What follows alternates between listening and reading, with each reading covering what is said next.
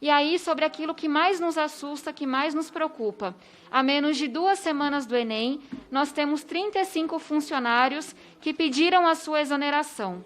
E aí o que nos chega, enquanto Frente da Educação, porque nos reunimos com representantes desses funcionários, é que estão sendo pressionados pelos dirigentes para assinar documentos que não condizem com os pareceres e decisões da equipe técnica, o que seria extremamente grave.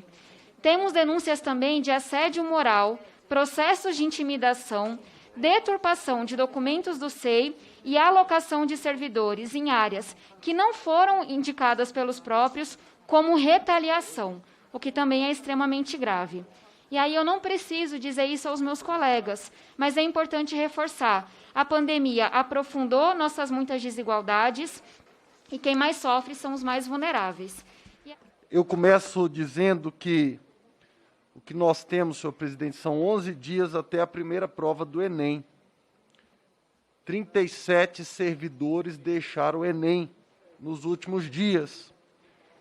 E o que nós temos são 7 dias do ministro Milton Ribeiro em Paris.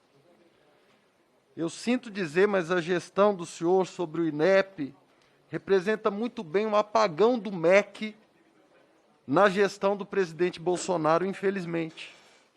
Em audiência na Comissão de Educação, em junho, o senhor disse que o ministro da Educação, Milton Ribeiro, queria acesso prévio à prova do Enem para garantir que ela seja técnica.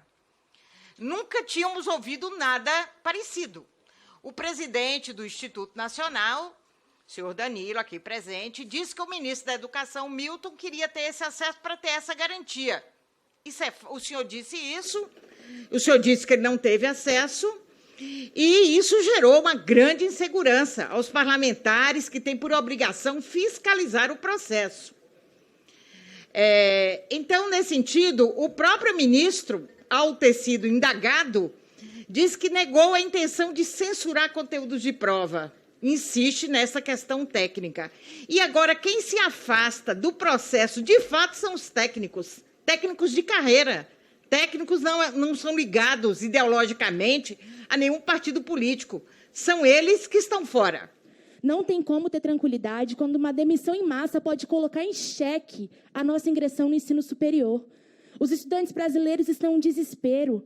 Quando menos jovens se inscrevem no Exame Nacional do Ensino Médio, é uma derrota para o Brasil. Quem é que nós vamos formar para contribuir com o desenvolvimento nacional, inclusive para a superação das crises que a gente tem passado nesse momento? A educação salvou minha vida, senhor presidente do INEP. E quantas milhões de vidas de jovens da periferia e negros como eu a gente vai deixar de salvar nesse momento?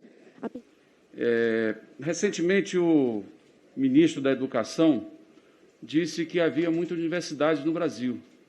Essa foi uma declaração pública dele. E depois também tivemos muitos cortes de gastos nas universidades.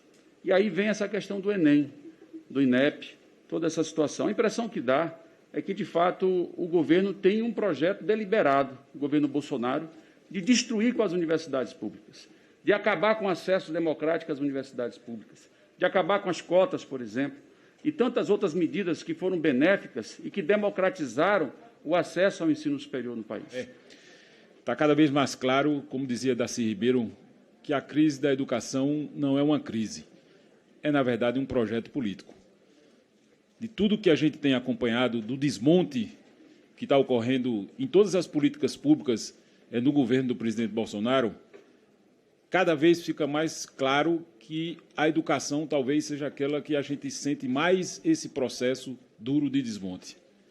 E, do ponto de vista de alguém não vinculado a sindicato e preocupado com a educação brasileira, eu fico estarrecido que, nos últimos dias, 37 servidores comissionados tenham entregado seus cargos dentro do INEP, e o senhor trata a situação como uma normalidade absurda. Como não, gente? Não tem nada acontecendo aqui. Na verdade, eles continuam no INEP porque são servidores de carreira.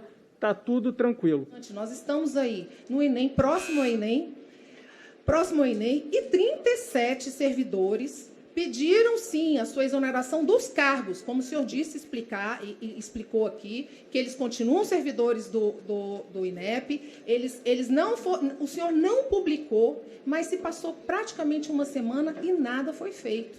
Então, é algo que nós precisamos entender que a casa não está arrumada. Não é normal isso. Então, por que chegou até esse ponto? Nós temos 5 requerimentos de convocação para o ministro da Educação, tratando desse tema do Enem, e a preocupação, acho que a deputada Paula mostrou muito isso, não tem nenhum envolvimento político, mas a preocupação porque não é normal 37 pessoas entregarem o cargo.